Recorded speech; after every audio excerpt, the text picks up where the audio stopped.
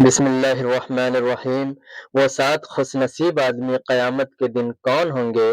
قیامت کے دن کے بارے میں نبی کریم صلی اللہ علیہ وسلم نے ارشاد فرمایا کہ اس دن تمام لوگوں کو جمع کیا جائے گا۔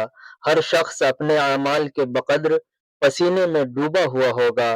کسی کا پسینہ پاؤں تک، کسی کا پیٹ تک، کسی کا منہ تک آیا ہوگا۔ اس دن کے بارے میں قرآن پاک میں آیا ہے کہ جس دن آدمی اپنے بھائی سے، اپنی ماں سے، اپنے باپ سے، اپنی بیوی سے اور اپنی اولاد سے بھاگے گا، کیونکہ ان میں سے ہر ایک کو اس دن اپنی ایسی فکر پڑی ہوگی کہ ایک دوسرے کا ہوش نہیں ہوگا۔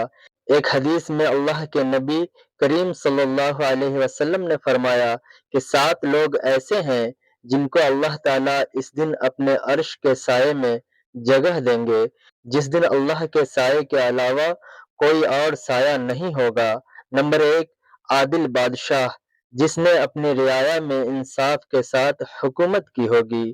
نمبر 2، وہ نوجوان جس نے اپنی پوری عمر اللہ تعالیٰ کی عبادت میں گزار دی۔ جوانی ایسی ہوتی ہے کہ جسم طاقت سے بھرا ہوتا ہے اور دل میں بڑی تمنائیں ہوتی ہے۔ انسان کا دل اس کو خواہشیں پوری کرنے کو کہتا ہے اور اسی کا شیطان پورا فائدہ اٹھاتا ہے اور غلط کاموں میں لگا دیتا ہے۔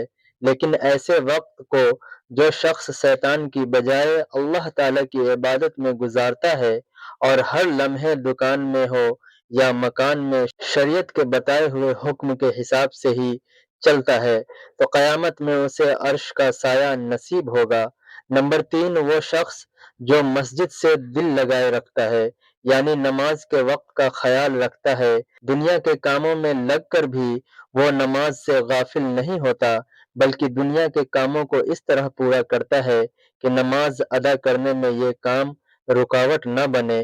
نمبر 4، وہ 2 لوگ جو اللہ تعالیٰ کے لیے دوست بنے، یعنی وہ لوگ جو اللہ کے واسطے آپس میں دوستی اور محبت رکھتے ہیں۔ جب ملاقات ہوتی ہے تو ان کی بات چیت ایسی ہوتی ہے کہ دین کے کام کو آگے بڑھایا جائے، اور جب جدا ہوتے ہیں تبھی اس حال میں ہوتے ہیں دین کا کام انجام دیا جائے۔ نمبر 5، وہ شخص جو زنا کرنے سے بچے، جس کو کوئی حسین و خوبصورت عورت گناہ کرنے کے لیے بلائے اور وہ یہ کہہ کر اس عورت کے پاس نہ جائے کہ میں اللہ سے ڈرتا ہوں، یعنی اللہ کا اتنا ڈر کہ موقع ملنے کے باوجود بھی گناہ کرنے سے بچے۔ نمبر 6، وہ شخص جو چھپا کر صدقہ کرے، یعنی ایسا شخص جو اتنا چھپا کر خرچ کرے کہ دائیں ہاتھ سے صدقہ دیا تو بائیں ہاتھ کو بھی خبر نہ ہو۔ مطلب یہ ہے کہ صدقہ لوگوں کو بتانے اور جتانے کے لیے اور دکھاوے کے لیے نہ کرے، بلکہ صرف اللہ کی رضا حاصل کرنے کے لیے کریں۔ نمبر 7، وہ شخص جو تنہائی میں اللہ کو یاد کر کے روئے، وہ شخص جو جب بھی اکیلا ہوتا ہے تو اللہ تعالیٰ کی بڑائی اور احساس کو یاد کر کے روتا ہے، یا اپنے گناہ کو یاد کر کے روتا ہے اور اللہ سے معافی مانگتا ہے۔